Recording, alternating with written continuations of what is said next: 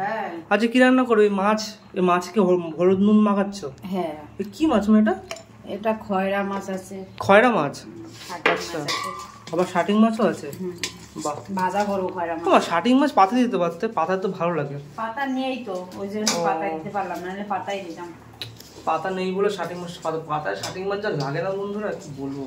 আজ হচ্ছে এখানে খয়রা মাছ আছে, যেটা ইলিশ মাছের মধ্যে খেতে লাগে তাই তোমার? হ্যাঁ হ্যাঁ, ইলিশ মাছের মতো সেই লাগে খেতে ভাজলে পরে। আর এই মাছটা ভাজা বেশি ভালো লাগে। এই যে মানে নুন মাখিয়ে নিয়েছে, ভাজাই করবে। নুন মাখিয়ে নিয়ে এই যে এবার কড়াইয়ে দিয়ে দিচ্ছ মা একদম। আহা, তোমার আর কি করবে? আচ্ছা, আর আলু সেদ্ধ দিচ্ছি। আলু সেদ্ধ দিয়েছো? আর ডাল। ডালে ভাতের মধ্যে আলু সেদ্ধ দিন তাই তো? ভাত তো হয়ে গেছে, ডালও হয়ে গেছে, মাছ ভাজলেই হয়ে যায় তাই তো? ও মা, ডালকে পেঁপে দিয়ে করছে আজকে আবার?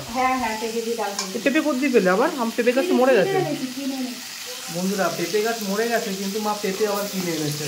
এদিকে মাছ ভাজা হচ্ছে, মা মাছ ভাজা চলছে একদম কত সুন্দর। আহা,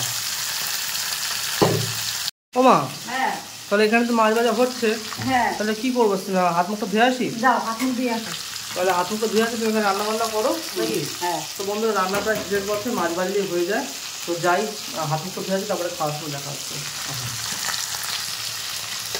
বন্ধুরা হাত মুখ দিয়ে বসে পড়েছি খেতে।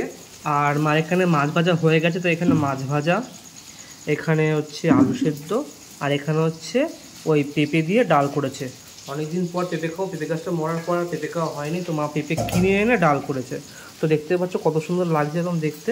তো যাই হোক, ডালটাকে একটু সাইডে রাখবো, রেখে এই যে আলু সেদ্ধটা রয়েছে এখানে একটু আলু সেদ্ধ ভেঙে নেবো। আলু সেদ্ধ মাখিয়ে গরম ভাত আলু সেদ্ধ বন্ধুরা, ওহো সেই লাগবে সেই। আর এখানে যে একটু মাছ রয়েছে, এই মাছ একটু ভেঙে নেবো, একদম গরম গরম মাছ ভাজা। আহা, এই খয়রা মাছ পুরো একদম ইলিশ মাছের মতো লাগে। আহা, সেই স্বাদ। আলু সেদ্ধ ভাত আর মাছ ভাজা দিয়ে এতটাই ভালো লাগে যে ডালটা খেতে চলে, কিন্তু খেতে তো হবে, ডালটা করেছে মা কষ্ট করে। তো ডালটা একটু ঢেলে নিলাম, ঢেলে নিয়ে এখানে একটু ভাত নিলাম, নিয়ে এখানে একটু আলু সেদ্ধ, আর এখান দিয়ে একটু এই যে মাছ ভেঙে নিয়ে ভালো করে ভাতের সাথে মাখিয়ে নিলাম। এরকমভাবে করে নিয়ে এরকম করে খেতে হবে।